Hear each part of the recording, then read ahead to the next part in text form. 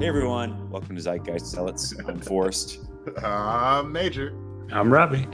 And today we all saw, well, this is the 101st episode, so like we're still going strong. Broke Triple digits. Yo, Still going I haven't strong. seen that since my body count in Halo 2. Nice. Thank you.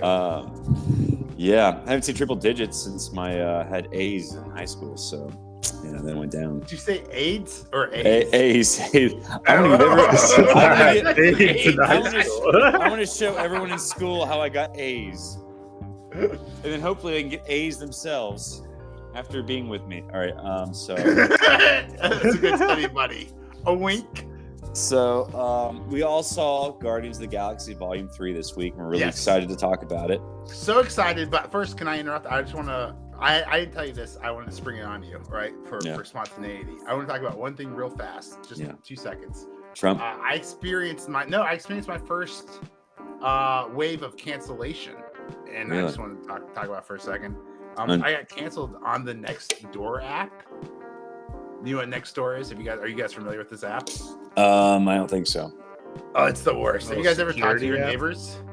No. So like, not security. It's like a social media. It's a localized social media app, right? It's to stay in contact with your neighbors since you guys don't fucking talk to each other anymore, kind of thing. Yeah. Does that make sense? Yeah. Yeah. Have you guys ever talked to your neighbors? Well, just to make sure they're not sex offenders, but right. Yeah. Basically, you just Google that and then exactly. Like I try to talk to my neighbors, like they don't. Like I was like, good morning. Like when I first moved in, I waved and like super friendly hi, and like 1990s, 2000s like suburban hello. Yeah. And like the person just looked at me like I was a fucking crazy person. I was like, well, all right then, never mind. I guess COVID the lockdown just screwed everyone over. It is funny. Like I live in an apartment complex, and you'll sometimes say hi to people in like the elevator, but I think some other complexes, they're just like people just don't want you talking to them. It's like, why do you live in an apartment complex anyway?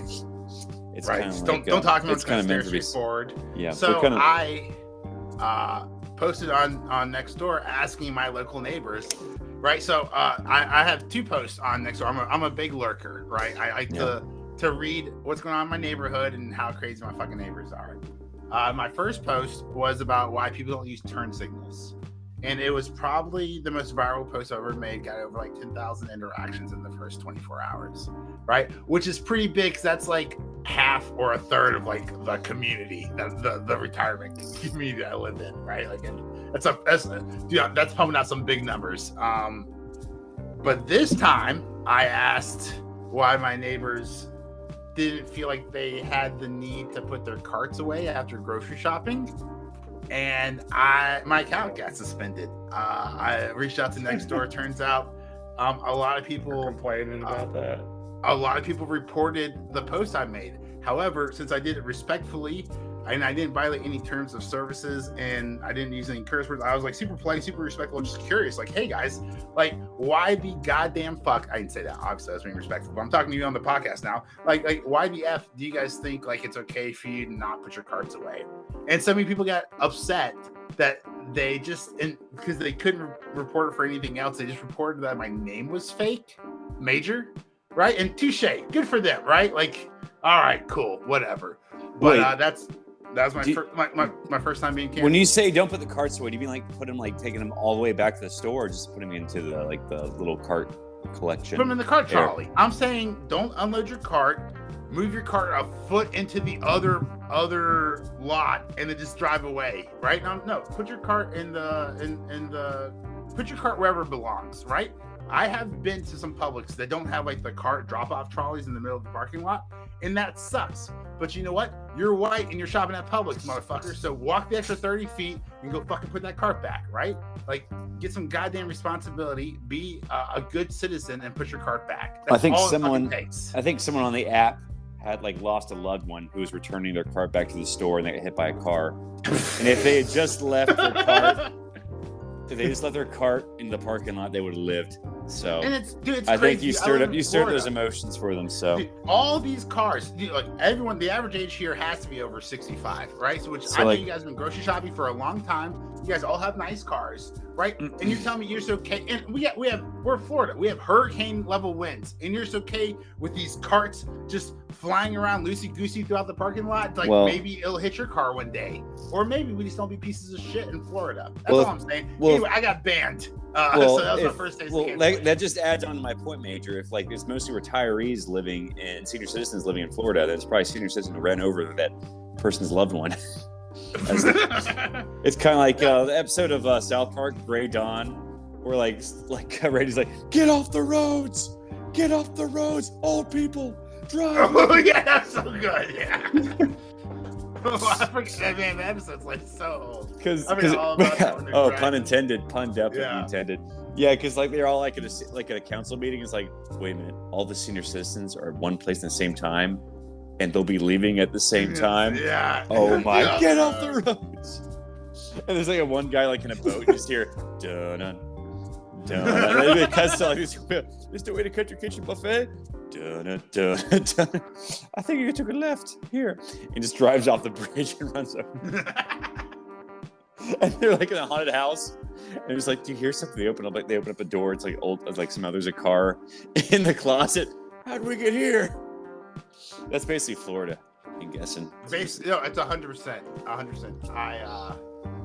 I made a lot of friends and a couple of enemies about that post about turn signals in the Nextdoor app. I'm not gonna say where I live in Florida, but I live in a major city in Florida, and I went to another major city in Florida, more major city in Florida, and the driving was even worse there. And I was like, holy shit, maybe it's the heat. I don't know what's going on. But guys, if you're traveling in Florida and you've got the extra juice, maybe get that renter's insurance when you're flying into Miami. Or cart insurance, apparently. If you're getting run over. Get that car insurance when you're flying. No, cart insurance. Cart insurance. Cart insurance. What is that? Aldi's? I think that's Aldi's, right? 25 cents for cart insurance. Well, you'd like pay a quarter to get a cart at Aldi's? Yeah. I'm just gonna go to Paris Theater. It's just I don't get it. It's weird. Just weird German efficiency. You get your quarter back. Oh, you get it back? Okay. I'm like, has a quarter on them. It's just to make sure I'm never gonna steal the cart. Okay. So you put a quarter in to unlock the cart, but then when you put the cart back in its place, aka you're a good citizen, you put the cart back, you get a different quarter back. So it's fun. Take a quarter, give a quarter. Oh, so I get. And some people will they'll just give you a quarter for their exactly. Their I was gonna say, Robbie read my mind. I was gonna say, you want to see real humanity? You walk into an Aldi's and you start patting your pockets without a quarter. Someone will give you someone is a good person, and someone out there will give you a quarter. When you put your quarter in and you bring your cart back, what happens again?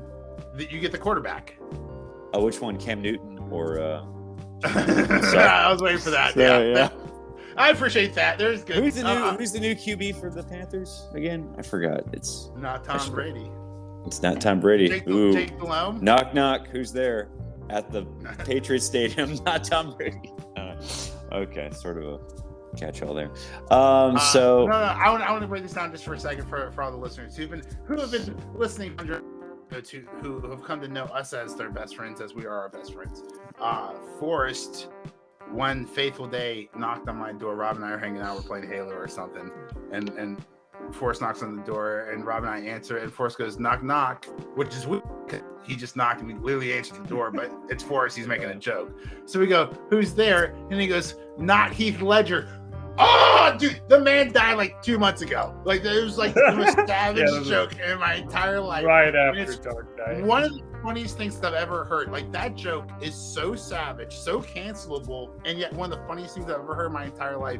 And like 15 years, I don't know how, 15 years later, like I still think about that joke maybe once a week. It's so fucking good. Yeah, I mean, that's not even like the worst one. There was like a YouTube video about like Batman finds the Joker OD'd. And it's like literally a YouTube video.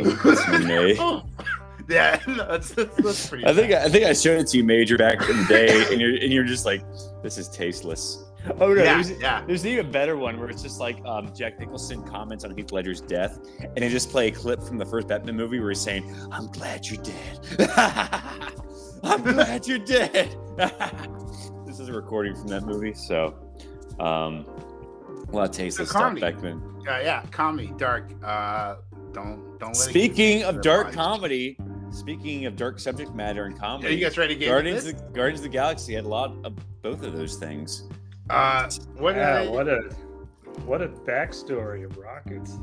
Very dark backstory, yeah. We have so much to get into. I want to open up with, I'm just here. All right, I'm going to read this from my Twitter account. We're going to talk about Garbage of the Galaxy Volume 3. Now, that's what happens when you fire a director. That's what I'm calling this movie.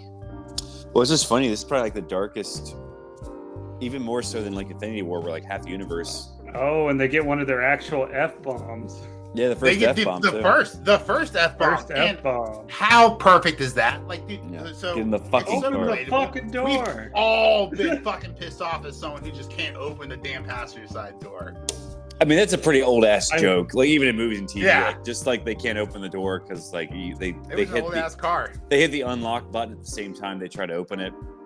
And you think the high evolutionary? They didn't do that joke. They just did the button joke. Like you would think press the button. You would think the high evolutionary, who's so obsessed with having the perfect society, would have better cars than from like 1982. You would think so, but yeah, and someone with a little mistake is on the road. Yeah. So, guys, let's get into it. Overall, let's broad sweeping overviews. Thumbs up or thumbs down? Best Phase 5 movie, easily. Best Phase 5 movie. And I like Quantumania, even though, I thought Quantumania was a passable movie, but now, Jonathan Majors is having his issues, and that movie hasn't really aged well. How good was this guy? I can't even pronounce his name. I apologize. The guy from Peacemaker. Yeah, he was so good. So amazing actor. I didn't even know I think he nailed of his existence before Peacemaker, but he was great. I mean, obviously, I think his motivations and his backstory weren't really elaborated on. So he was just like sort of a dick, but I think just the way the actor delivered the lines is very good. So it could have been like a very bland performance in a less capable actor's hands. But this was a very good.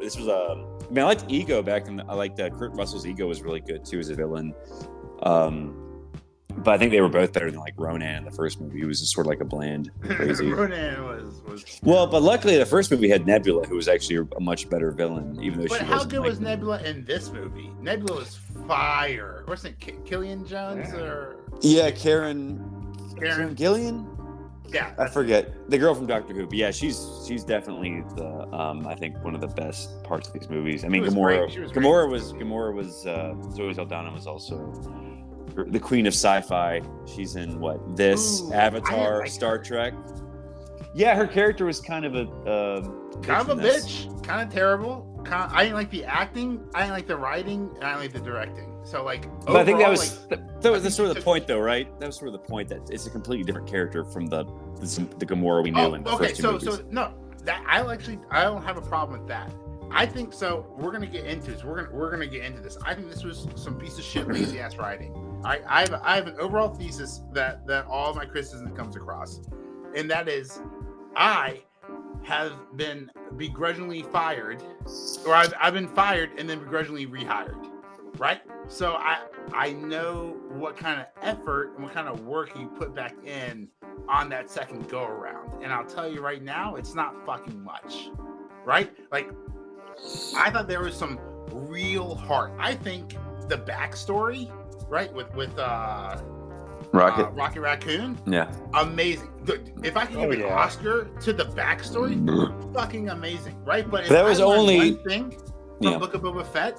It's that if the backstory is better than the main story, then you're writing the wrong fucking movie, and that's what happened here, dude. Rocket Raccoon, dude. I'm a grown ass man getting misty-eyed in the movie theater during these Rocket Raccoon scenes, and then we go back to present day. And I'm watching this lifeless garbage that, there's no heart, there's no emotion. There's Nathan Fillion dressed up as like a thumb.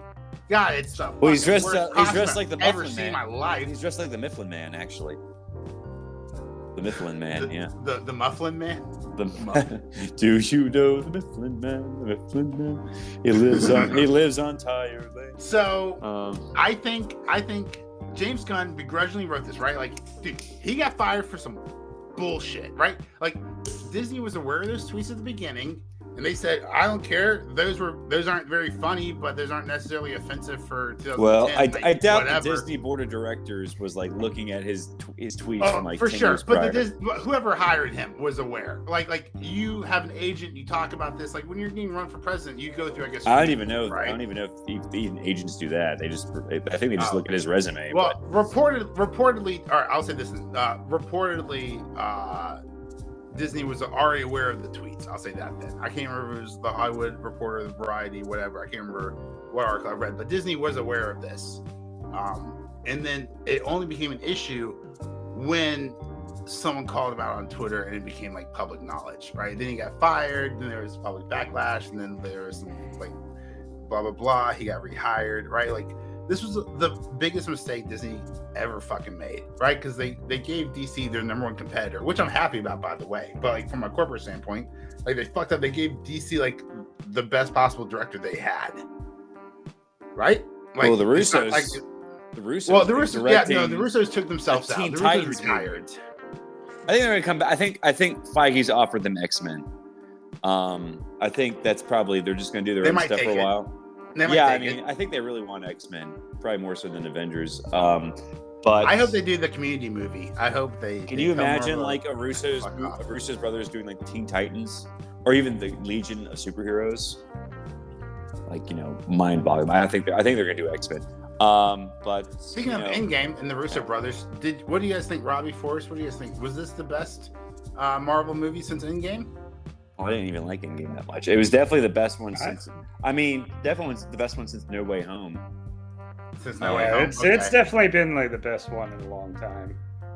Yeah, because I think it was definitely refreshing over the Phase 4 lackluster performances on Disney Plus. Yeah, however, that's what I was just about to say. I was just thinking the runtime. All the TV shows were. Oh yeah, this movie was. This movie was too long. It was like half an hour too long, and just to hit that point home, the first Guardians movie was actually half an hour shorter than this one. So just because and that was like the best one. So it's really just goes to show, like, you don't need the extra, because you remember that entire heist sequence where they go into like the Among Us scene, and then they find out like what they go in there for is like someone else's head who's on Counter Earth. So that entire sequence, first act, was like completely pointless. Or when they land on Counter Earth and there's like they interact with all the alien animal aliens or whatever. Like that was a good scene. Don't get me wrong, but you could have they land somewhere else. You could have cut 10 minutes out of this movie. Well, at least the Counter Earth, at least High Evolutionary Counter Earth were like from the comics. So at least that was adapted pretty faithfully. So I think this is kind of lazy though. And this is my personal opinion, and I suck ass. Like, please remember, I love The Rise of Skywalker. So off the bat, my opinion is completely null and void.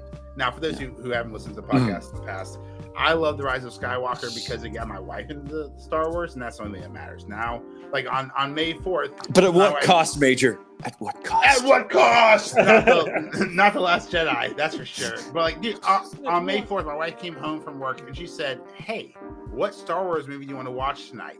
And god damn it, that was because of The Rise of Skywalker. And that is beautiful. So I am grateful for that clusterfuck of a movie.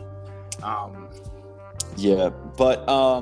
guess we just like break down this movie by like beat for beat. Let's break down this movie. Let's go. So I guess the intro was just obviously Rocket's origin with him being taken out of the cage, and then the intro scene with Rocket singing Radiohead, which was a bit drawn out. And are you talking about Creep?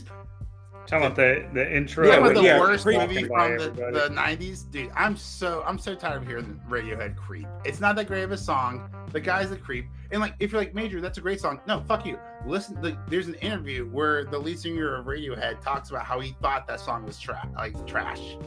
Like he thought like everyone likes, and they are trash. Everyone likes Karma Police anyway. Is a better song by them anyway. If I had to choose the best Radiohead song. But instantly, what took me out of this movie, like the first like bad taste in my mouth, was that transition from Baby Raccoon to Rocket Raccoon. Yeah. Like Baby Raccoon, that was like you're watching a YouTube video and you go from 480p to 1080p. Like you click that resolution upgrade. Like, like I'm not a CGI guy, but I would bet.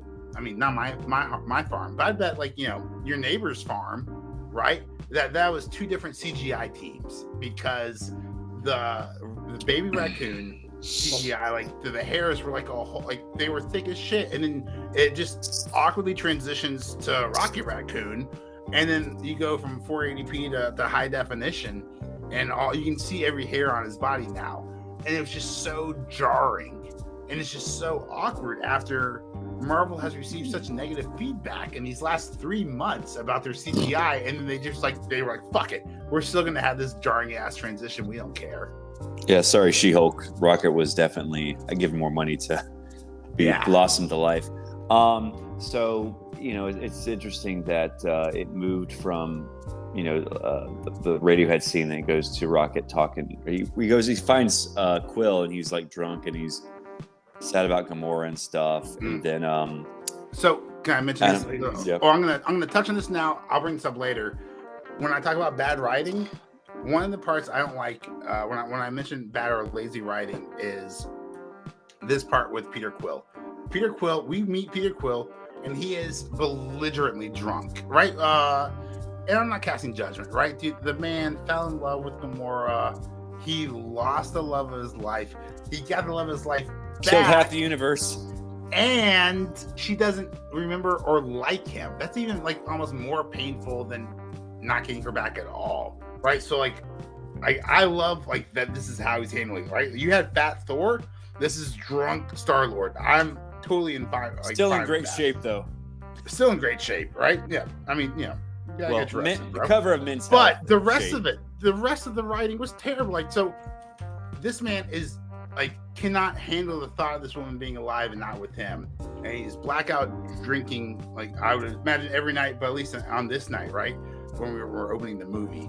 And then later on, he's in her presence, and he's just like not completely losing his mind the entire time. There's like a little bit of writing. We're like, oh, this is hard because I used to love you, but you don't love me.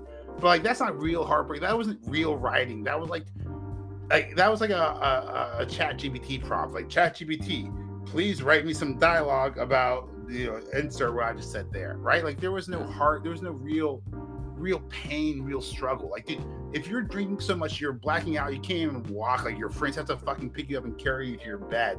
Oh, yeah. Over this girl. That was the intro scene, yeah, or the. That was the intro scene, exactly. Yeah. And then later on, you're just like, oh, I'm just hanging out with this girl in the elevator, and I'm bitching about like how like she died, she came back to life, and like that was like one of the best scenes in the movie, which was ruined by the trailer. God dang it. Yeah. But like that's what I'm saying. Like, dude, that's not the same person. You don't go from blackout drunk to being able to make a joke about it and make quips in an elevator. That's not the same thing. How about his summary of like the whole Marvel series from his point of view? What do you mean? Who's? Oh, in the elevator with Chris Pratt when he summed up like the whole history of. Dude, the best parts of this movie were in the trailer, and it breaks my heart. Yeah, they did ruin some good jokes. Yeah, I didn't remember the trailers. The elevator scene was so good, and we'll talk about it when we go down. Well, yeah, it's just funny. Like, the thing that bothered me, but I didn't remember from the previous films was when Nebula got her Sentinel arm. Oh, so that happened off screen. Yeah, okay. So I didn't remember that at all. So I was like, where did that get? It looks like one of the Sentinel arms from X-Men Days of Future Past. It does. It's very, so very I was wondering, like some nanotechnology. Is there some crossover there? The best theory I've seen online. Ooh, crossover? That I haven't seen online, and I'm gonna go tweet at everyone. Because when they remake the X-Men, they gotta remake the Sentinels too, and actually make them giant. But the working theory online is that in the Guardians of the Galaxy holiday special, Nakamura, her sister Nebula, gave Rocket Raccoon Bucky's arm, and so that was how she in return, Rocket Raccoon made her this arm. That's the going theory online. Oh, okay. Wow. It just made me think of Days of Future Past, but yeah. I saw a behind the scenes thing of when they were carrying Quill Yeah. Yeah. That was actually a very accurate doll of him that weighed about 35 pounds. Oh, really? Wow. You couldn't even tell. Yeah, No. and Chris Pratt was talking about that it was so creepy that he kept that doll sitting in the corner of his office. And his wife fucks it now. No. Yeah, I'm just saying that's definitely a sex doll now. Because even he commented like how accurate it was. I mean, they can save a few. I mean, I think what I really like about this series, about at least the three Guardians films, that they use a lot of practical effects for aliens and other like sets and stuff. So I like that they just saved a few money on CGI and just added an actual like dolls to like making that like a CGI effect. Probably saved like $500. What did you think about Groot? Yeah, Groot was just sort of in this movie. He didn't really have an arc at all. He was just he got a little big at the very end, you know, in the post-credit scene Alpha or whatever. Groot, I think that's what the internet's calling him, Alpha Groot. Like I guess the Magnolia Tree Groot, or I don't know what he looked more maybe like cigar tree. I did not like him at all. Like so, I didn't have a personality. He was just there. The acting was great, but like, no, I didn't like physically. I didn't like the CGI. Like he looked very. I wanted the Groot back from Guardians 1. I like that Groot design the best. Like exactly, dude. Like this new Groot like has taken like trend and all these other TikTok steroids I've been hearing about. Like it's not great. And then like, what's the continuity? When I talk about bad writing, it's like little thing after little thing. So like in Guardians of the Galaxy 1, like Groot, like, you know, like loses his body or whatever, and it takes him 2.5 freaking movies to grow it back. Yeah. Right. And the opening scene, we have Adam Warlock, which we're gonna, or not the opening scene. We'll talk about Adam Warlock in a second here. Yeah. But Groot loses his body. Right. His head gets ripped off. He loses his body. He's a weird little head with 4 little tentacles, like that guy from like Toy Story. It was creepy as shit. But then like 2 scenes later, he's fully healed. So I don't understand. Like it takes Groot 2 movies to grow his body, and this movie takes him 2 scenes to grow his body back. Like, yeah. What is that terrible fucking writing? Unless I'm an idiot and I'm missing the continuity. Yeah. Well, let's get into Adam Warlock because let's get into Adam Warlock. Even better. What's what was the song that was playing? I hate his face. I like the actor, but I'm gonna go ahead and say it. Spray painted in gold. I hate that guy's fucking face. Well, what was the song that was playing when he was like flying like towards the? He's kind of like just awkwardly flying towards the space station slowly. I don't remember. Was it Cosmic? All was it over David the Bowie? place. Yeah, I definitely was really memorable. I can't remember like a single song except Radiohead. Honestly, yeah, that's about it for me. Also, yeah, Sylvester Stallone was in this movie for like a second. Let's go back to Adam Warlock. Yeah, Adam Warlock is a major Marvel character, and it's just very, very strange they introduced him in the MCU after Thanos is dead, because like in the comics, like he and Thanos are like each other's archenemy, and like there's like literally like a comic called Warlock and the Infinity Watch, where he's like basically the entire comic's about him trying to keep the Infinity Stones away from Thanos. And he's the wielder of the gauntlet too, I think. Yeah, and he separates. Yeah, he gets the gauntlet, and he separates the gauntlet, and he disperses the gems to 5 different superheroes. Yeah, he's a big deal in the Infinity Wars. And right? now that the whole entire saga is over, now they introduce him. And also notice he has a freaking jewel in his head. But it's not explaining what that is because it's supposed to be the Soul Gem. It's supposed to be, but it's not. Yeah. So I don't blame James Gunn for this. I am gonna give him a lot of shit. I'm gonna talk a lot of shit about the writing here, but like this isn't necessarily his fault. Like this movie was delayed because he was fired, right? And then it got delayed again because of COVID. Yeah. This should have came out in like 2019, like before Endgame, right? So things should have been completely different. When I think about Endgame, you know, in the scene where all the Hope Is Lost Part 2, when Carol Danvers comes in and she flies through the ship and like breaks all that shit up. I wonder if that wasn't originally supposed to be like Adam Warlock. Like that would have been so cool.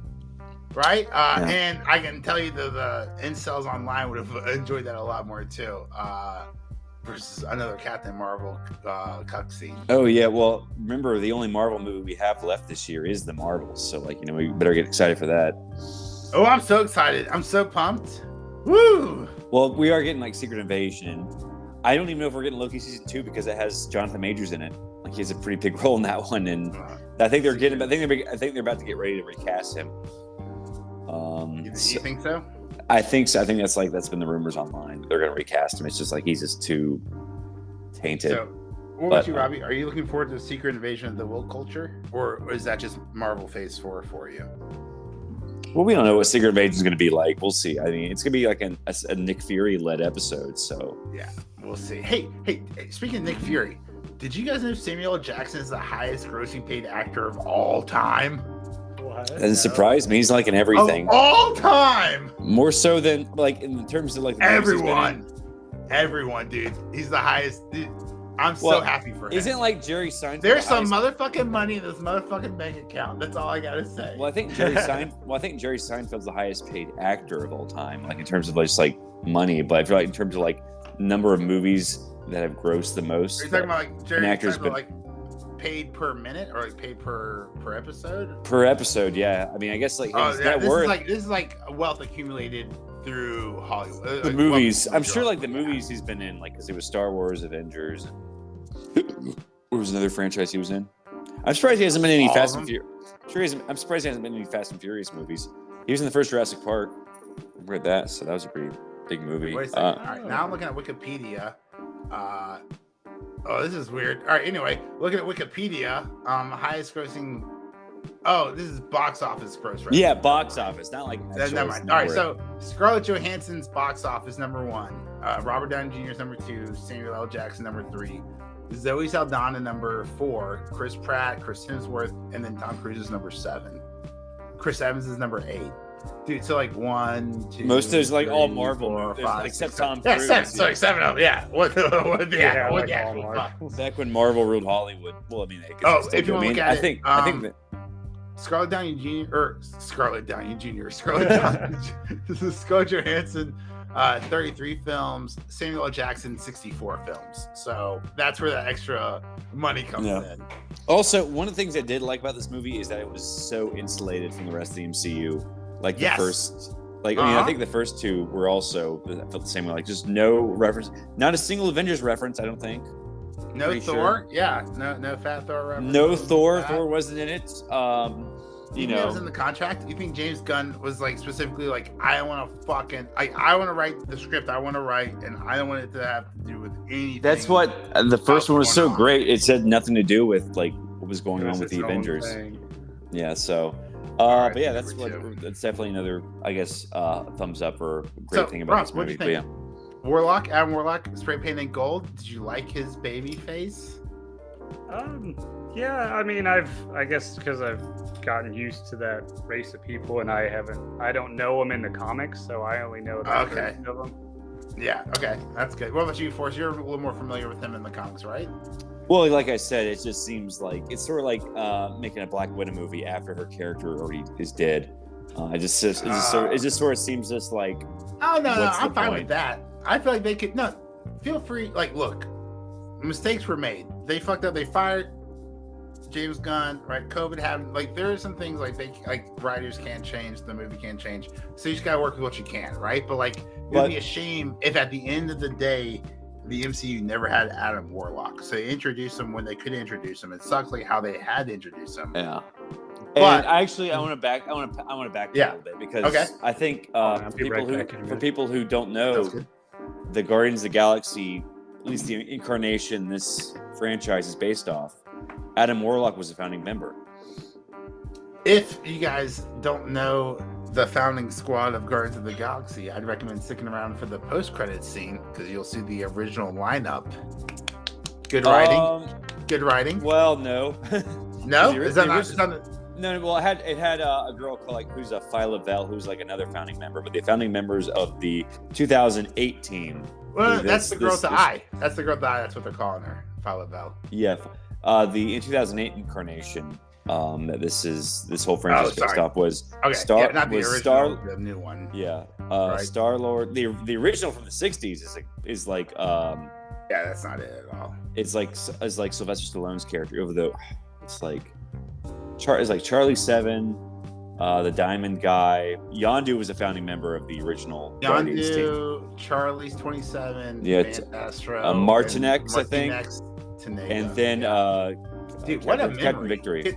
Hey, can we get some W's in the chat for fucking Forrest with the memory over here? That's awesome, dude. Well, I think they released a series with the original Guardians. After this movie came out, it's like, hey, you want to know about the original Guardians? And it didn't last too long, but yeah. You know who the cover art's by?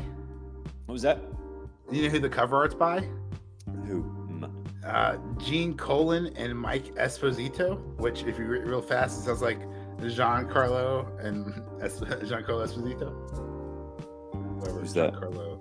He's the big bad guy in all the recent movies or TV shows we've been watching. Giancarlo. Oh yeah, Giancarlo Esposito. Yeah, exactly. Okay. Right. It's just Gene Colan and Mike Esposito, and it's Giancarlo Esposito. Yeah, with Stan Edgar. Well, he wasn't really the bad guy in The Boys, but I guess he sort of is. Maybe Stan Edgar, Emperor Zurg, and Gus Fring. So yeah, he's just having he had like a great year last year, just like through the best shows in television. Yeah, Mandalorian was good, except for the Mandalorian. Yeah, I mean, but 2019 though, Better Call Saul, The Boys, right? Amazing, and Mandalorian. Yeah, he was in like the top 3 shows of that year. He's the go-to bad guy, right? Like move over British white men who are evil, like Jean-Claude. But now we just need like half Italian, half Black Americans are the way to go. Adam Warlock injured Rocket, and that's the inciting incident. Did you say half Black, half Italian? Yeah, he is half Black, half Italian. That's his race. Because remember, like in Breaking Bad, he's like looking for guys like for a black man with glasses. I think it's just called full Sicilian. No, he literally is half African American, half Italian. That's his. Oh, okay. This is actual. This is actual. Yeah, his hair. Oh, okay. He's not Hispanic at all. So, which is interesting because he was also the bad guy in Far Cry. He was also a Hispanic character, but it's just like Hollywood's just like, hey, like the white producers. Should we cast him as a good guy at some point in Hollywood? No. Maybe that's what the writer's strike is about. You gotta understand, Hollywood used to cast Jewish actors as Native Americans, so they're perfectly fine with casting Italians. Wasn't Marlon Brando a Native American at one point? Oh, I don't know. Well, Johnny Depp thinks he's Native American, even though he's from Kentucky. Look, I can't because I don't want to defend Johnny Depp and all that bullshit or whatever. But dude, I will die on the hill that is Robert Downey Jr. in Tropic Thunder. Or how about John Wayne as Genghis Khan? Will you stand by that? No, I won't stand by that at all.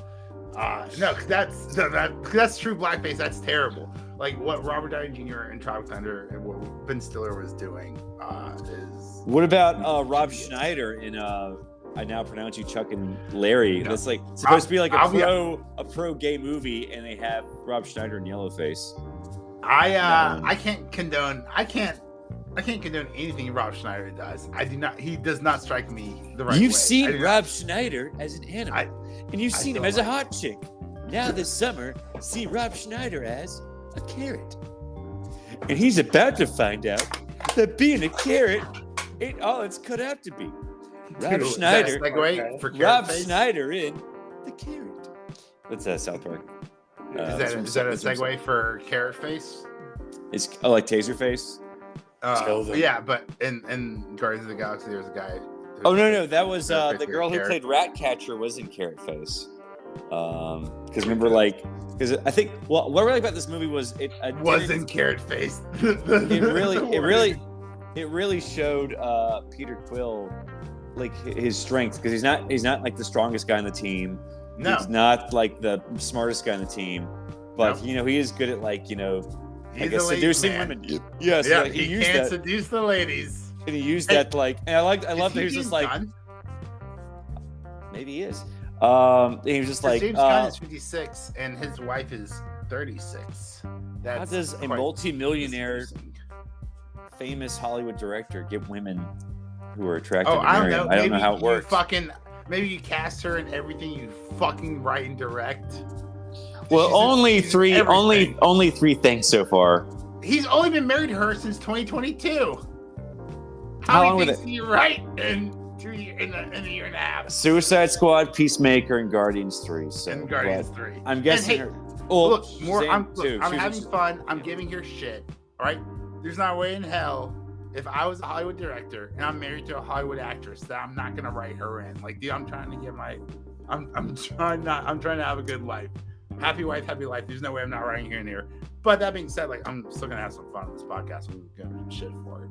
Well, he cast his brother and all this stuff. His brother's been in his movie since like the specials. Well, it just sounds like he's a good man. Did you ever see the specials with Rob Lowe and Thomas Hayden Church, I think?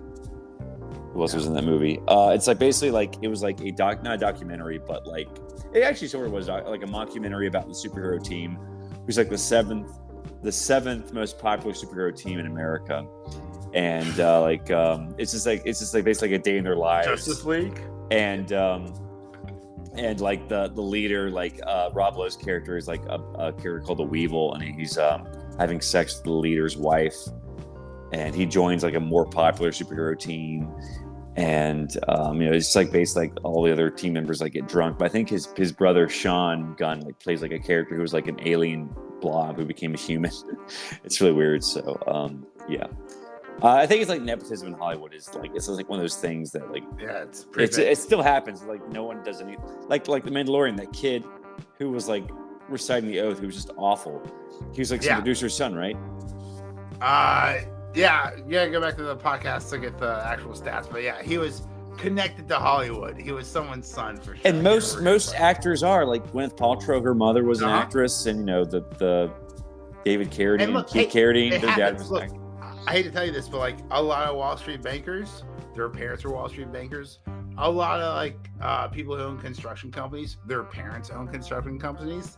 There's a bunch of nepo babies out there. And in 2023. You just gotta do your own damn research. You just gotta find out if the people you're trying to employ, like, if you're trying to hire the service out, whether it's an actor or a contractor or whatever, are they fucking good at their job, or are their parents rich, or their parents good at the job and they're just coasting through here? Because I'll say, as a millennial, dude, not great, not on average, not great work output, I would say. Yeah. So after Rocket gets his injury and they have to go hire the Ravagers to get to that facility. What was that with that injury? He got injured. They put a strap pack on. Dude, that thing happened so fast and it was so confusing. It's like Rocket's injured, but he's still alive. Those med packs. We put a health pack on him, but it's actually hurting him. And now we know that he has something wrong with his heart. He's got 48 hours to live unless we type in this key. Where are you gonna type this key? Like, dude, bad writing, bad writing, bad dog. Major plot device. So, yes. Which, by the way, the Cosmo bad dog thing, one of the best parts of the movie, right? No, that was one of the worst parts. Like her whole thing with her and Kraglin trying to be a good dog. No, do you own a dog? That joke didn't work. Force, you own a dog? I mean, I've grown up with dogs all my life, and trust me, I know how they think. But yeah, I don't know. That joke was just like it was like the Taserface joke in Volume 2. They just kept pushing it, and it didn't work. But all right, I'll say this: like it was like I didn't like that joke 2/3 of the way of the movie. I'll agree with that. And then the last third, like when they brought it back up, it was when she got called a good dog. I was like, oh no, this is a good bit. Good bit. Oh good yeah. Bit. But at first that was nice how they put it. Yeah, the third time they brought it up, and he was like, "No, that's a bad dog. I'm not saying that's a good dog. It's a bad dog." I was like, "This is bad writing." But then they rewarded it, and I was like, "Oh, good writing, good dog." I guess we're already in Act 3, but I just want to skip over like the whole heist sequence. I mean, obviously we talked about like him like trying to seduce that one chick, and like, he's really I didn't talk about how dumb the heist. Dude, I'm not that Nathan. I just wanted access. Nathan Fillion, fucking awful, dude. I'm so heartbroken. He's like amazing. James Gunn. He's such a great writer. He's such a great actor, and he could have been so much fun in this movie, and they fucking just ruined him in that fucking. Well, apparently there was like of a suit. There was an Easter egg of him, I think, in like Volume 2, where he's playing like Simon Williams, who is he's like some blue guy, yeah. No, he's Wonder Man in the comics, and I think like James Gunn like sort of envisioned him as like the Wonder Man. But now they cast the guy who played Black Manta as Wonder Man. So like James Gunn's like, well, how about you just play like a security guard in this movie, because you're not going to play Wonder Man apparently. We're just gonna forget that ever happened. that Easter egg there. So, but I was like, okay, he's James Gunn's friend, and he had a pretty significant part in this first act. But yeah, there was a what do you call it? A tease, not a tease, but a psych out with Drax being killed. Right? Did y'all think Drax was going to die when he got shot in the chest during the heist scene? Oh, it's pretty dramatic. But I had a feeling that it wasn't. I was like, oh my god. I think I was like, oh my god, they're gonna kill Drax in this scene. I did cross my mind, but I felt like they were. I 100% thought they were. This might be the only good writing in this whole damn movie. I 100% thought they were gonna kill Drax because Dave Bautista, the actor who plays Drax, has been very vocal online, aka Twitter. Oh, that he's done. No, he wants to play Bane. He wants to play Bane. And he's not doing Guardians with it. He said way back when James Gunn got fired. He said, I'm not doing Guardians without Gunn, or I'll do I'll do whatever I'm contractually obligated to do, but I want Dave Bautista stood beside James Gunn the entire time, right? So with James Gunn leaving, I thought Dave was gonna get killed too. I thought it was gonna be beautiful. It was good little fake out. Star Wars could take some notes. Well, there wasn't a fake out with Han Solo. No, sorry. I was thinking about Chewie, specifically the ninth episode. Oh, I completely forgot about that crappy movie and anything that happened in it. So for the best. Or a fake out with apparently George Lucas's brilliant fake out with Palpatine dying in Return of the Jedi. Ooh, you got me there. Brilliant, yeah. You got me there, Lucas. You only had to wait 30 fucking years to see that plot twist come to fruition. What to see that plot twist become complete? Because he says complete. Something bad writing. Hey guys, while we talk about bad writing, let's tangent just for half a second. What do you guys think about this writer's strike? One, so I would tell you my thoughts.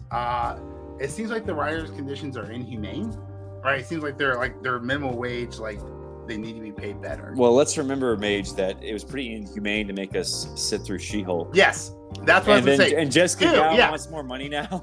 Yeah, I was gonna say, like part 2. The Rings of Power writers want more money now. Yeah, this is a podcast. The Velma writers want more money now. This is a podcast, so I'm going to be irreverent. I'm not going to fucking take people's emotions, feelings, or financial hardship in consideration. The Obi-Wan Kenobi writers want more money. Los Angeles, California is probably one of the most expensive states to live in, Los Angeles area. Let them work remotely. Have them move. That being said, Colorado, the fuck? Are you kidding me? Should She-Hulk writers be? Sorry, Forrest took all my punchlines while I was trying to set up the show. Book of Boba Fett. Terrible, right? She-Hulk bad. These writers Willow are they're worried. I listened to a podcast today and they were like, the writers should be worried about ChatGPT because it's not very creative. And I was thinking, neither are the goddamn writers in the Hollywood. Right? Dude, I think it's the balls to this fucking dude to put out the Rings of Power season 1 and then be like, no, let's go on strike. We writers can write. We're on top of this shit. No, dude. I as a capitalist, as a free marketeer, as a human being, as an American, as a middle class citizen, I feel for them. I really fucking do. But as someone who has watched the fucking garbage they have put out over the last 2 or 3 years, get the fuck out of here. The writing has been so fucking bad, and the Fast and the Furious writers wants more across the board. The only fucking movie I can think about, dude, Top Gun Maverick. I just watched this with my wife. So I watched Top Gun Maverick the day before I watched Guardians of the Galaxy. So maybe Guardians of the Galaxy has some stiff competition because Top Gun Maverick was one of the most fun movies I ever had in my entire life, dude. I don't know who the enemy was. I don't know who the bad guy was. I don't know what the fuck. Dude, I just had fun. I watched that movie. I pressed play with my wife, and the whole fucking time we enjoyed the damn movie. It was so good. I didn't like Tom Cruise as a person or whatever, but put Tom Cruise in the Mission Impossible movie. Put Tom Cruise in Top Gun Maverick. Put Tom Cruise in the movie. He's a phenomenal actor, and you can enjoy that. Right? That's writing. And I'm just wondering, like, what the fuck is going on with, like, Disney? Or, I'm sorry, does Disney not have enough money to fucking pay writers? Like hire the guys who wrote Top Gun Maverick, right? Like, why are we watching just fucking awful movies after awful movies over and over and over again, right? Hey, Everyone but Major, we had the Marvels to look forward to. Fuck off. I mean, like, I say dude, that. First but, of like, all, I'm also looking forward to it because it's something different, right? Like, who's the big bad in the Marvels? I don't even know. It's funny. It's actually Tom Hiddleston's wife. We're talking about nepotism. No way. Tom really? Hiddleston's wife is playing. I mean, she's like an actual like accomplished actress, I guess. But I'm just like, I mean, maybe he had a little something to do with her getting hired. You know, I mean, maybe she has her own representation. Maybe he put in a good word to Feige, but it's not what you know, it's who you know. That's basically she's like the female Ronan. She has Ronan's hammer, I guess. So, but anyway, so back to Guardians. Let's skip over the whole awful high sequence. They go to counter. I'll talk about that writing. The membranes, so fucking stupid. Like, I think it was Antenna Lady. Mantis. Mantis, right? Yeah. She was talking about. She's like, oh, there's the vault. You know, the place we have to infiltrate has these impossible to penetrate membranes because it's like a living organism. And then it just cuts to like Peter Quill, just like going through like putting his little SanDisk micro SanDisk card reader into the little slot, pulling out, putting his cell phone, taking it out, putting in the next one, and he's just going through the membranes. And it's like, why say that they're impossible to penetrate if it's so easy to penetrate? He's like, oh, not a big deal. I'm a professional thief. I can steal my way through anything. And it's just dumb. It's just shitty writing. And then it cuts to Nathan Fillion wearing some foreskin, and it's just stupid. It's just fucking stupid. It's stupid. Do you think that's like a subtext against the Jewish, the Jews running Hollywood? Just having. All right, Kanye, calm down. No, I don't think James Gunn was trying to kill the foreskin of Hollywood. May the foreskin be with you. May the foreskin be with you. Yeah. So anyway, so they're getting Counter Earth, and they meet all the animal people. Bad writing. I hate to sound like a broken record, but bad writing all around. Bad writing, dude. But that was from the comics, though. Counter Earth is full of a planet full of these animal people, right? And you're gonna just. Side note, you have a character named Adam Warlock based on Adam, cut off from the Bible. Dude, why is this not a Noah story? Why didn't he flood to kill his people? The high evolutionary. Right? Like, this is bad writing. Like, there was a great flood story, and you can say, like, maybe he's not Christian or whatever, but there's a flood story in literally every major society, right? Every major ancient society, there's a flood story. So why didn't he just write a flood story into this? Because that's a part of shaping society. He's trying to create this perfect society, right? There's a flood story involved in every society in our past. Why isn't it? It's shitty writing. That's all it is. And I'm not blaming him, right? Dude, if Disney Marvel fired me and then rehired me fucking 4 years later or whatever, I would pass in some shit too. Except for the Rocket Raccoon scenes, like the flashbacks. You could tell he actually gave a shit about that. He cared about the Rocket Raccoon story, and that's why it was written so much better than the rest of it. Yeah, the flashbacks were so much better than the rest of the movie. Yeah, but there's only 10 minutes. The rest was kind of like the comedy. If only there was like if he released a short film just with the flashbacks with Rocket and his friends, that could be nominated for an Oscar. Like a Hollywood special? You mean like instead of doing some kind of dumb Hollywood special, they kidnap Kevin Bacon? They created this amazing movie. That's what they should have done. Rocket Raccoon? Yeah. Dude, Marvel, you're fucking making spinoffs off of fucking everything in the world. Dude, you're making spinoffs of a shit no one wants. I'll tell you what right now, the only spinoff I've won in the last 4 years I can think of is a spinoff of Rocket Raccoon, Lila, Floor, and Teeth, right? Like, that would have been awesome. Why did you kill those 4 fucking characters that would have been so cool. Give it to like Taika Waititi, give it to like some kind of indie director, right? Make it a 30-minute or 45-minute special on Disney Plus, and have like the adventures of Rocket Raccoon and the gang, right? And like, keep them alive. And they all escape from the High Evolutionary, like an hour long or 2 hour long, like a fun special of them, like, doing animal shit and like solving crimes and shit. Maybe they meet Squirrel Girl, right? Like, dude, it wasn't that hard, but they just killed them off, just killed everyone off but Rocket Raccoon. So ironically, the only spinoff I actually care to see is never going to happen. Well, I think we need to bring up, because we're like over an hour here, we're going to bring up the High Evolutionary, who I think the acting was good, but he had a very generic superpower. Just random telekinesis. What was that superpower?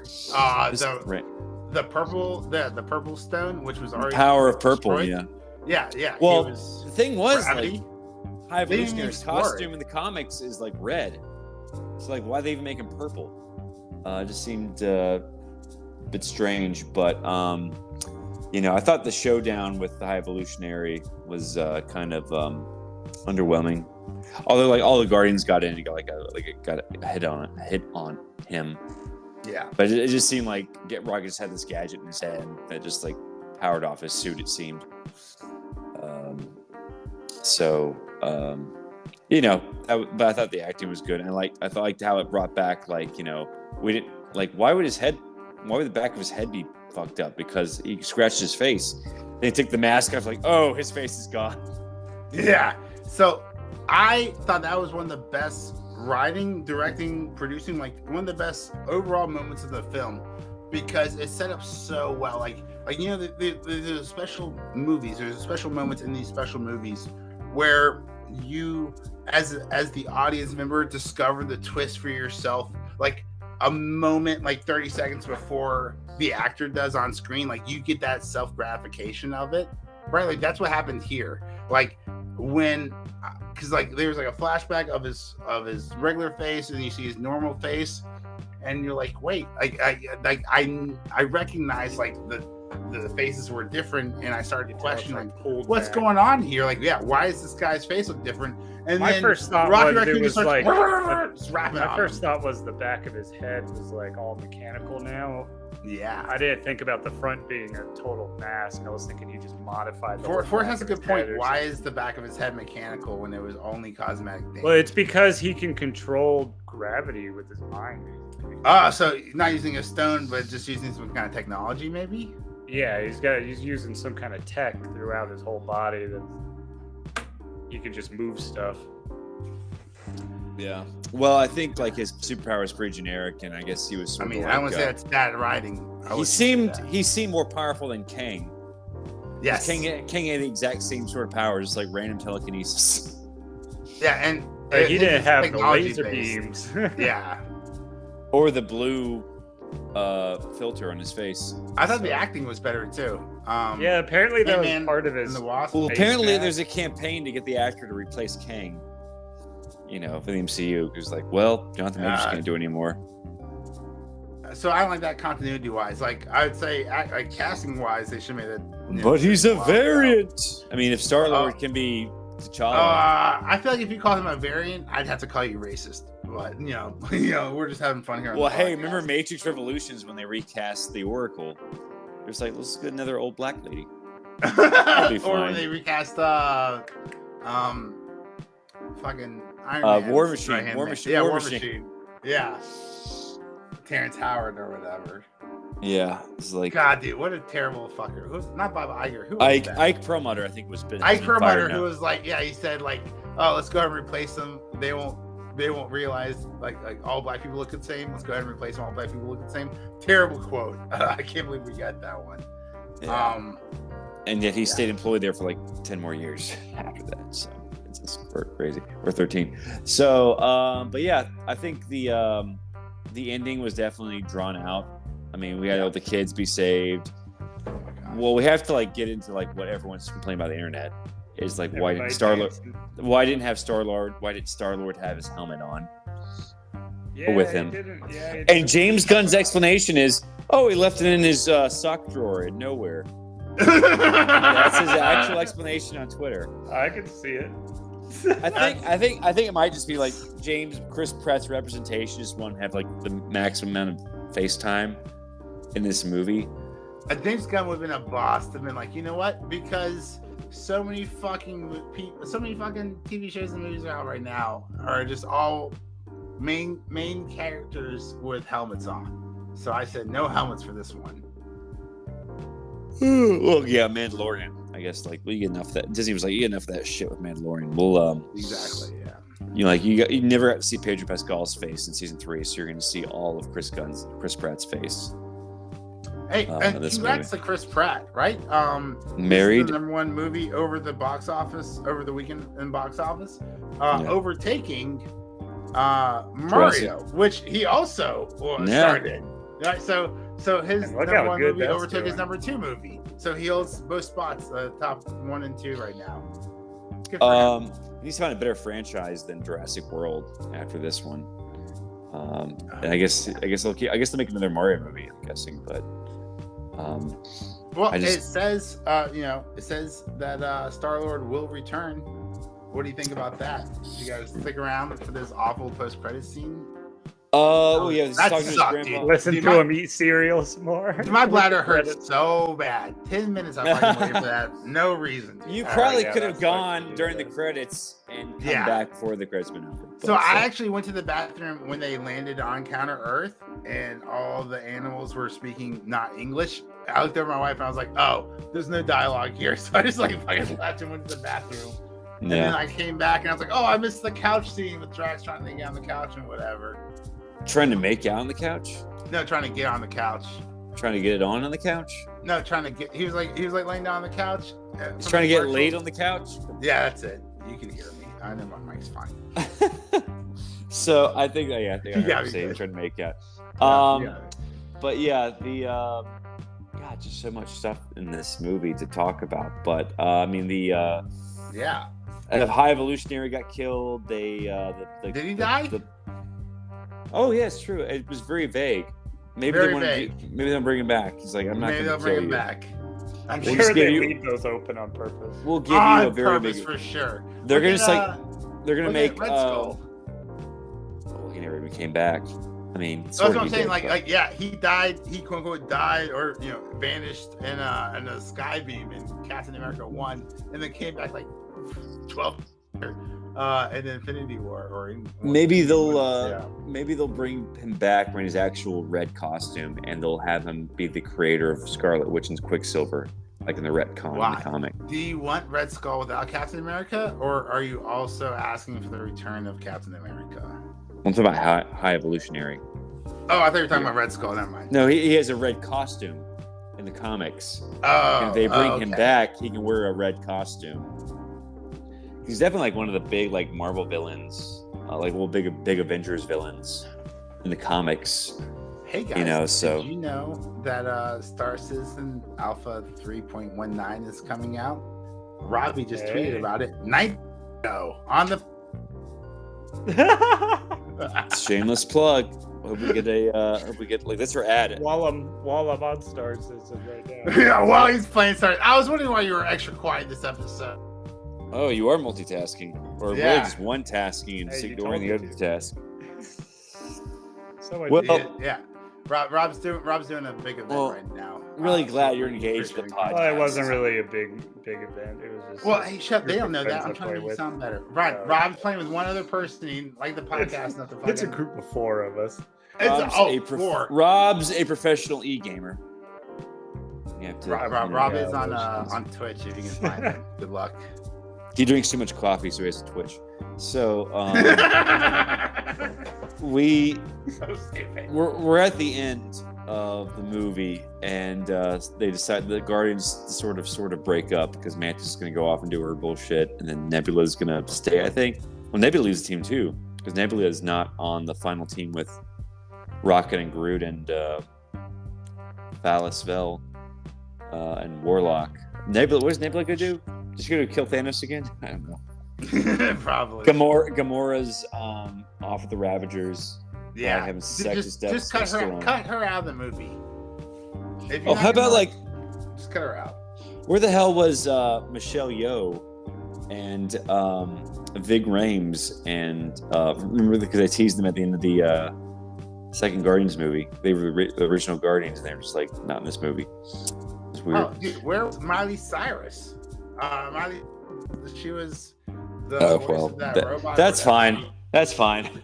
Oh, you're fine with that? Yeah. So so Peter goes home to see his grandpa. So it was like I was just like, why didn't he never went back to go see him? But I guess Gunn realized that was like sort of a plot thread, so he goes back to see him, and that was kind of cool. I guess he's like working like what was he doing like in the remember the What If cartoon? It was like what if T'Challa had been kidnapped by the Ravagers, and it showed Star-Lord or Peter Quill. He's like working like a Dairy Queen.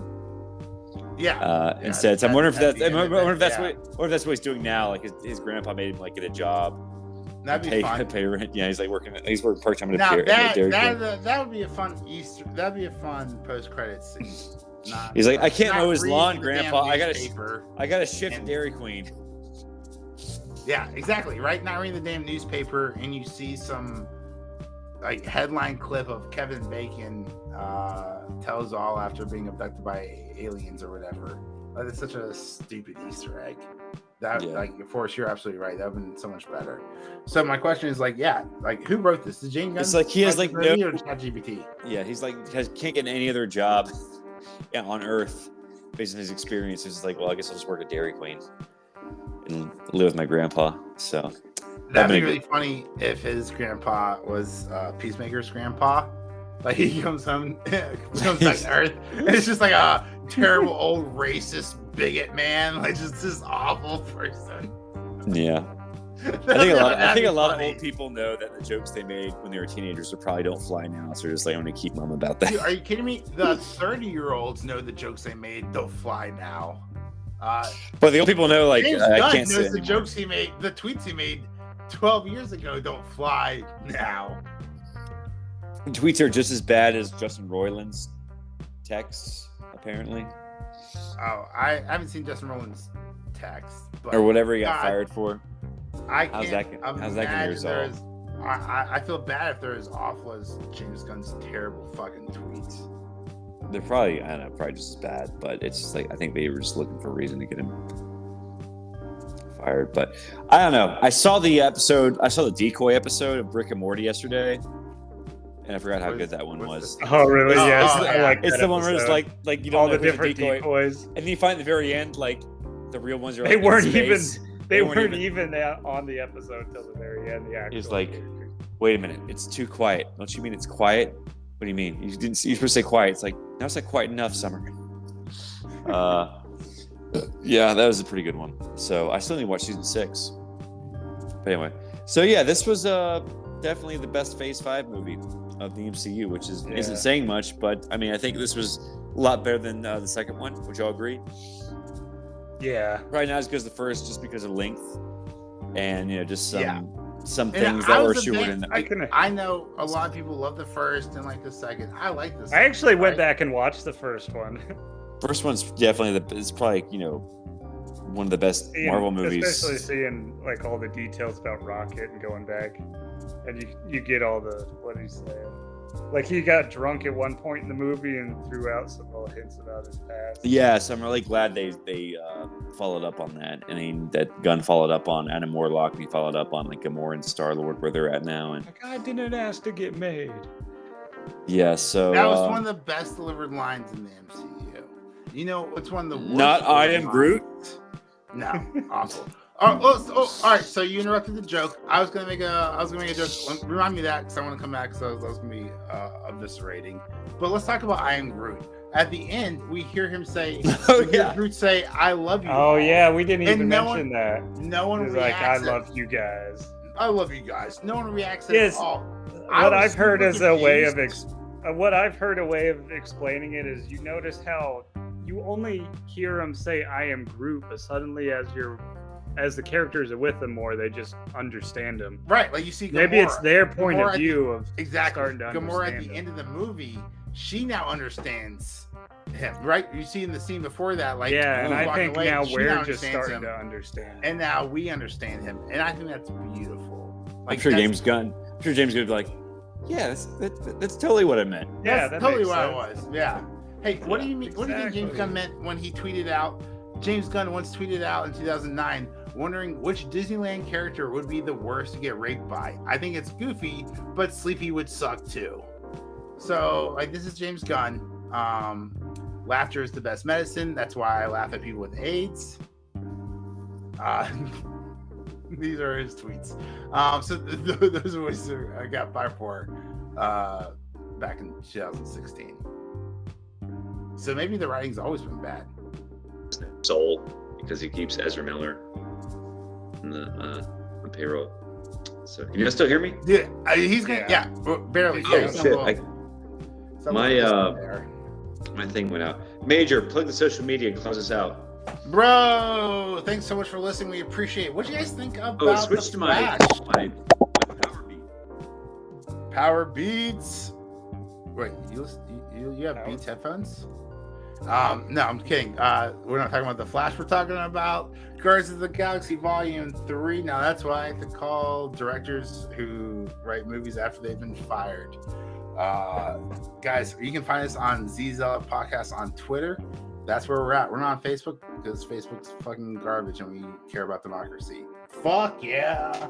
Tweet us there at Zealot Podcast, guys. What you think about Guardians of the Galaxy? What you think about my takes? I know I came off super harsh, but that's only because I was just coke fueled with Scientology from watching Top Gun Maverick the night before.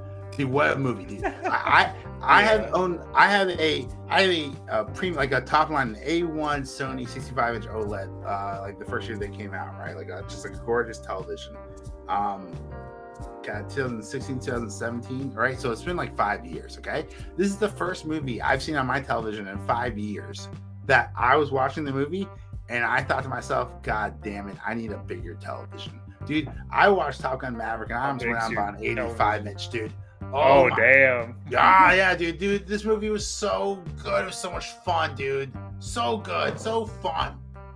That's all that matters, dude. I'm just trying to have some fun. I'm just trying to watch some movies and have some fun, guys. And if you're trying to do the same, again, subscribe, leave a review. What you think about the podcast, and then ZZL Podcast on Twitter. Let Forrest know what you think about it. Major. Yeah, now I'm Robbie. Yeah, I guess he did get his headphones. And Forrest is somewhere in the background on his beats like a badass. I'm sure.